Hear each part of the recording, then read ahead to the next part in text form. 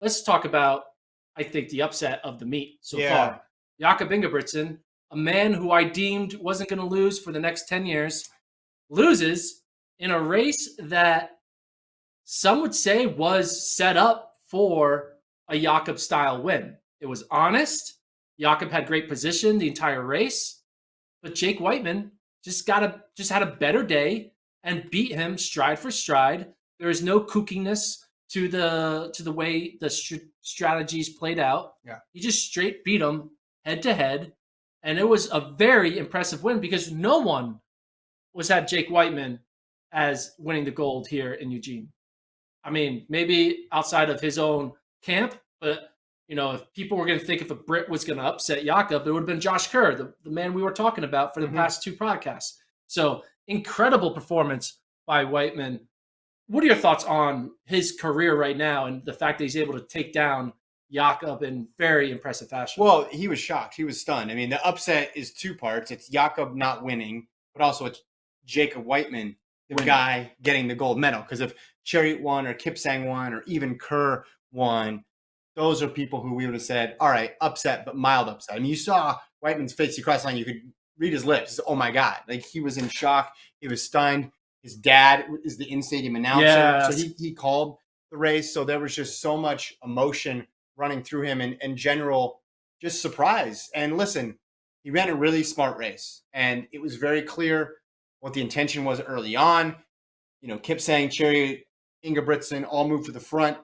They're driving the train. They're clicking off these laps, and 55, 56 in that range. Jakob takes the lead at about 700, holds it till 200 to go, and that's when Wightman got an edge. And you're thinking, all right, maybe Jakob can hold tight, rally for one last push in the final 50. But Wightman held him at bay. I mean, Wightman made one big move and then held it to the line. I mean, it reminded me of a little bit of previous era, pre-Timothy Chariot 1,500-meter style running, where there was a little bit of tactical acumen sprinkled in there, but they did it off of a fast pace. I mean, you had three guys sub 3:30 in this race, and you go back and you look at his results for the year. I mean, he ran and won in Rabat in the Diamond League. Then he goes to the UK Championships. He gets the win there. But an indoor season, he had some spotty results. I ran a couple 3Ks and then DNF'd a 1,500.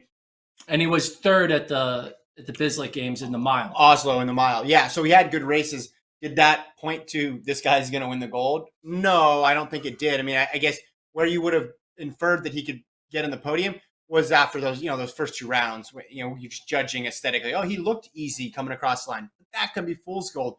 Just this was a stunning result. This was a big shock. This was a big upset. I thought Ingebrigtsen would be able to handle it. I mean, he's handled those fast paces before, but it's tough to lead from the front. That's the lesson here. It is tough to do a drive from 700 meters and still hold on for the gold. So typically when there's upsets, it's an upset in one of two ways. Did Jakob lose this race or did Jake win it? I think Jake won the race. I think Jake won the race because Jakob still was going against a crazy good field and still got second. Yeah. Right. And you watch this back, what could he have done? Like, what's the alternate path for Ingebrigtsen? If he doesn't take over at 700, what happens? The pace probably slows, and then you introduce some other guys into this field that can kick. So I don't know what it is you do. McSwain went out hard too. He was in that group. You got a little bit out of McSwain, but there was nobody to take over that pace. So what's Jakob supposed to do in that scenario? This was his best plan. He just didn't have that little extra gear. I have a theory. Yeah.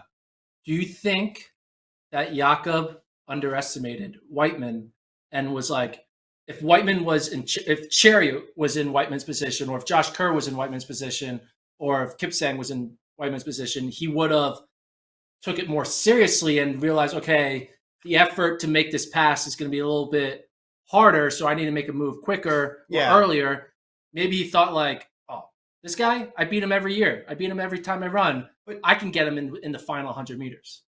Yeah, that's a lot of thinking to do with 200. It'd be one thing if Wightman went to the front 2 laps out and then a gap formed and he didn't close it. I would be more onto your theory, but it was with 200 to go. At that point, you got to go all out. Paul brings up a good point in the chat. He said Jakob didn't look like he had that extra gear in the home straight. he was looking around from 20 meters out. He knew he was well beaten. I noticed that too. Like as soon as Wightman kind of had enough of a gap, he like looked on both sides. All right, let me just secure silver and move on. It's just tough to go from that far out. I mean, it's tough when Chariot was doing it. It's tough when Ingebrigtsen did it. You need Faith Kipyegon makes that look easy, and even she, had a well-timed one big push to the front.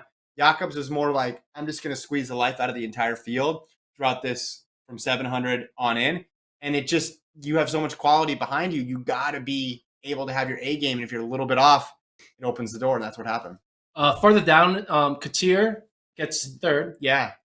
Spain goes 2-3. 3-4. Mario Garcia Romo, NCAA, gets fourth at Worlds.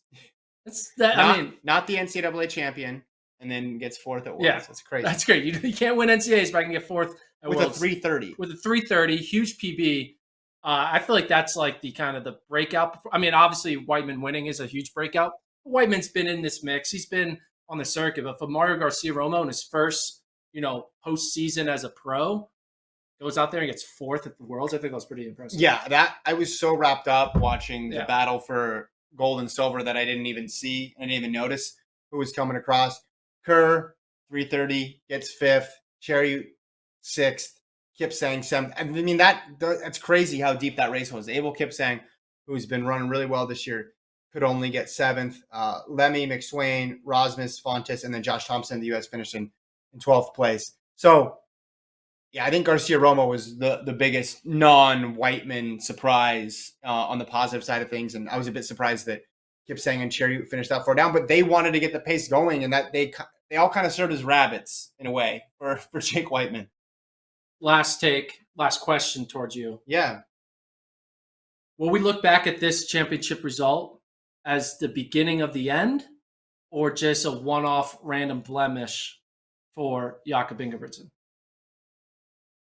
A one-off blemish. I mean, he's got the 5K coming later. He's obviously now motivated more than ever.